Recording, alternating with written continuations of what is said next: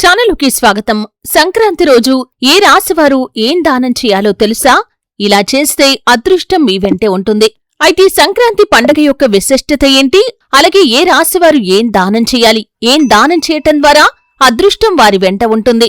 ఈ పూర్తి అంశాల గురించి వీడియోలో క్లుప్తంగా తెలుసుకునే ముందు మా చిన్న రిక్వెస్ట్ ఏంటంటే, ఇదివరకు మా ఛానల్ని మీరు సబ్స్క్రైబ్ చేసుకున్నట్లయితే సబ్స్క్రైబ్ చేసుకోండి. అలాగే పక్కనే ఉన్న గంట సింబల్ మీద ఆల్ అప్డేట్స్ ని క్లిక్ చేయండి. అప్పుడే మేము అప్లోడ్ చేసే ప్రతి వీడియోకి మీకు నోటిఫికేషన్ అనేది వస్తుంది. మకర సంక్రాంతి పండగ రోజున గంగానది వంటి పవిత్ర నదుల్లో స్నానం చేసి ప్రత్యేక వంటకాలను ఆస్వాదిస్తారు. పతంగులు ఎగురవేస్తూ సంబరాలు జరుపుకుంటారు. అలాగే ఈరోజు దాన ధర్మాలకు కూడా విశేషమైన ప్రాధాన్యత ఉంది. ఆయా రాశులవారు తమ రాశికి అనుగుణంగా దానాలు చేయటం ద్వారా సూర్యుడి అనుగ్రహాన్ని పొందుతారు. అనేక శుభ ఫలితాలను వారు సాధించగలుగుతారు. హిందూ మతంలో సంక్రాంతి అనేది అత్యంత ముఖ్యమైన పండగ. ఈ పండగకు ఎంతో పవిత్రత ఉంది. ప్రతి సంవత్సరం మాఘమాసంలో సంక్రాంతిని జరుపుకుంటారు. సంక్రాంతి పండగ సూర్యుడి సంచారానికి సంబంధించింది.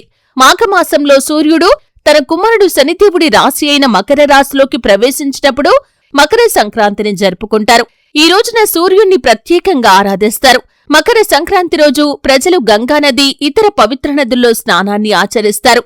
ఈ రోజున ప్రత్యేకమైన ఆహార పదార్థాలను తింటారు. పతంగులను ఎగరవేస్తారు. దాన ధర్మాలు కూడా చేస్తారు. ఈ రోజున దానం చెయ్యటం అనేది పురాతన కాలం నుండి వస్తుంది.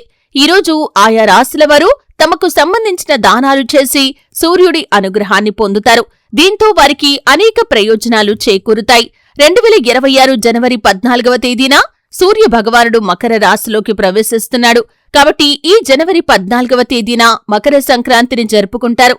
మకర సంక్రాంతి శుభ సమయం మధ్యాహ్నం 3:13 ప్రారంభమై సాయంత్రం 5:45 వరకు ఉంటుంది. మొత్తం 2:32. ఈరోజు మహాపుణ్యకాలం మధ్యాహ్నం 3:13 ప్రారంభమై సాయంత్రం 4:58 వరకు ఉంటుంది. ఇది మొత్తం 1:45 ఉంటుంది. అయితే రాశుల వారీగా చూసినట్లయితే కనుక ఈ రోజున అంటే సంక్రాంతి రోజు మేషరాశివారు బెల్లం దానం చేయండి, శుభప్రదమైన ఫలితాలు పొందుకుంటారు.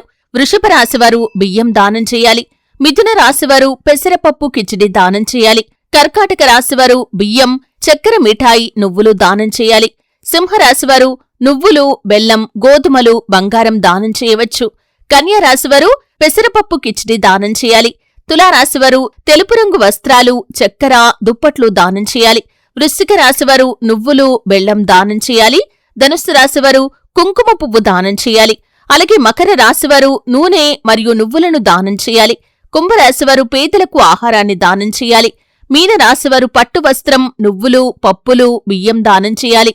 ఇలా రాశులవారీగా ఆయా దానాలు చేయటం ద్వారా సూర్యుడి అనుగ్రహంతో అదృష్టాన్ని పొందుకుంటారు. వారి జీవితంలో సానుకూల ఫలితాలను వారు అందుకుంటారు. అలాగే వారి జీవితంలో వారికి ఎటువంటి సమస్యలైతే ఉన్నాయో ఆ సమస్యలన్నీ కూడా పరిష్కారమవుతాయి. ప్రతికూలతలు అన్నీ కూడా అనుకూలంగా మారతాయి. సంక్రాంతి అంటే సూర్యుడు ఒక రాశి నుండి మరొక రాశికి సంచారం అని అర్థం. కాని మకర సంక్రాంతి మాత్రం అందులో అత్యంత పవిత్రమైంది. ఎందుకంటే ఈరోజు సూర్యుడు ఉత్తరాయణానికి ప్రవేశిస్తాడు. ఉత్తరాయణం అంటే దేవతల పగలు ప్రారంభమవ్వటం. దక్షిణాయనం అంటే దేవతల రాత్రి. అంటే మకర సంక్రాంతి నుండి సూర్యుడు ఉత్తరం వైపుకు ప్రయాణం మొదలు పెడతాడు. అందుకే ఈ రోజు నుండి శుభమైన పనులు మొదలు పెడితే విజయవంతమవుతాయనే నమ్మకం కూడా ఉంది. ఈ రోజు చేసిన పుణ్యం ఇతర రోజుల కంటే కూడా 1000 రెట్లు ఎక్కువ ఫలితాన్నిస్తుందంటారు. పితృదేవతలకు తర్పణం చేసినా, పేదలకు భోజనం పెట్టినా, దానాలు చేసినా అన్నీ ఎంతో ఫలప్రదమవుతాయి. అయితే సంక్రాంతి ఒక్కరోజు మాత్రమే కాదు, ఇది 3 రోజుల ఉత్సవం. భోగి, సంక్రాంతి, కనుమ ఈ 3 రోజులు జీవితానికి, ప్రకృతికి దగ్గరగా ఉండే పండగలు. సంక్రాంతి మొదటి రోజు భోగి. ఈరోజు పాత అలవాట్లు, చెడు ఆలోచనలు, పాత వస్తువులు అన్నింటినీ కాల్చి కొత్తదానికి స్వాగతం పలుకుతారు. ఇది ఆధ్యాత్మికంగా చూస్తే మన లోపల ఉన్న నెగటివ్ ఆలోచనలను దహనం చేయటం అని అర్థం. ఈరోజు ఉదయం భోగి మంట వేసి చుట్టుపక్కన వారందరూ కలిసి పాటలు పాడుతూ ఆనందంగా సమయాన్ని గడుపుతారు. అలాగే 2వ రోజు మకర సంక్రాంతి రోజు. ఇది అసలైన పండగ రోజు, సూర్యదేవుణ్ణి ఆరాధించే రోజు. ఈరోజు గోదావరి, కృష్ణ, గంగా వంటి పవిత్ర నదుల్లో స్నానం చేసి సూర్యుడికి జలార్పణ చేస్తారు. ఆ తర్వాత ప్రత్యేక పిండి వంటలు, నువ్వుల లడ్డు, బెల్లం వంటివి తింటారు. నువ్వులు అంటే ప్రేమ, బెల్లం అంటే మాధుర్యం. ఈ రెండింటినీ కలిపి తింటే మన హృదయం కూడా మధురంగా ప్రేమతో నిండిపోతుందనే అర్థం కూడా ఉంది. అలాగే 3వ రోజు కనుమ. ఈరోజు పశువుల యొక్క పండగ. ఆవులకు స్నానం చేయించి పూలతో అలంకరించి పాలు పాయసం పెట్టి పూజ చేస్తారు. ఎందుకంటే ఆవు మనకు అన్నదాత, లక్ష్మీ స్వరూపిణి అని భావిస్తారు. ఆవు పాదాల దగ్గర కూర్చుని నమస్కారం చేస్తే పాపాలు క్షమిస్తాయని పురాణాల్లో ఉంది. సంక్రాంతి రోజున చేసే వంటలు కూడా ఒక రకమైనటువంటి శాస్త్రం. పిండి వంటలు, నువ్వులు, బెల్లం, పాలు ఇవన్నీ కూడా శరీరానికి శక్తిని, మనసుకు శాంతిని ఇస్తాయి. నువ్వులు చలికాలంలో శరీరాన్ని వేడిగా ఉంచుతాయి. బెల్లం రక్తాన్ని శుద్ధి చేస్తుంది. పాలు పుష్టిని ఇస్తాయి. ఇలా ప్రకృతి ఇచ్చిన పదార్థాలని వాడుతూ మన ఆరోగ్యాన్ని కాపాడేలా ఈ పండగ ఉండటమే ఈ పండగ యొక్క ప్రత్యేకత. అలాగే ఈ రోజున చేసే దానానికి విశేషమైన ప్రాధాన్యత ఉందని మనం తెలుసుకున్నాం.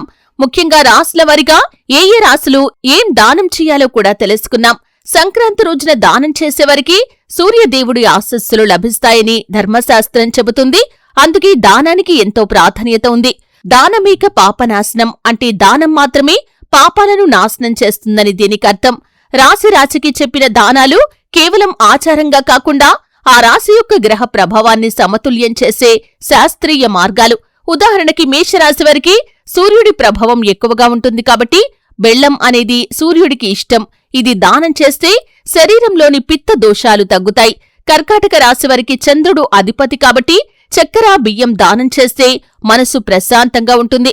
అలాగే ప్రతి రాశికి చెప్పిన దానం వెనుక జ్యోతిషపరమైన కారణాలు ఉన్నాయి.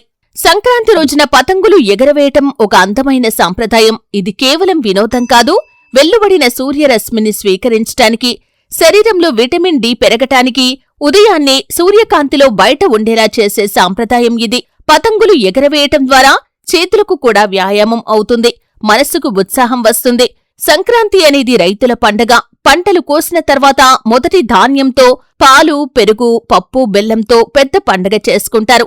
రైతు లేకుంటే జీవితం లేదు అన్న సత్యాన్ని గుర్తు చేసే రోజుది. రైతు కష్టంతో పుట్టిన అన్నం తింటూ సూర్యుడికి నమస్కరిస్తే మన జీవితంలో ఎప్పుడూ లోటనేదే ఉండదు. మకర సంక్రాంతి రోజున కోపం, తగాదాలు, తిట్లు పెట్టకూడదు. ఎవరి గురించి చెడు మాట్లాడకూడదు. అలాగే ఉపవాసం చేయకూడదు. సూర్యుడు ఆహారానికి అధిపతి కాబట్టి మంచి ఆహారం తీసుకోవాలి. అలాగే ఈ రోజున నల్లబట్టలు ధరించకూడదు. సూర్యుడికి ఇది అనుకూలం కాదు. పాత చెడు అలవాట్లను కొనసాగించకూడదు. పాత అలవాట్లను విడిచిపెట్టి కొత్త అలవాట్లను అలవర్చుకోండి. మకర సంక్రాంతి రోజున ఉదయం స్నానం చేసి తలకి నువ్వుల నూనె రాసుకోవాలి. సూర్యుడికి నీటిని అర్పిస్తూ ఓం సూర్యాయ నమః అని 12 సార్లు జపించాలి. పేదలకు ఆహారం పెట్టాలి. దుస్తులు లేదా బియ్యం దానం చేయాలి. సాయంత్రం సూర్యాస్తమయానికి ముందు దీపం వెలిగించి సూర్యుడికి నమస్కారం చేసుకోవాలి. కుటుంబ సభ్యులతో కలిసి భోజనం చేసి ఆనందంగా సమయాన్ని గడపాలి.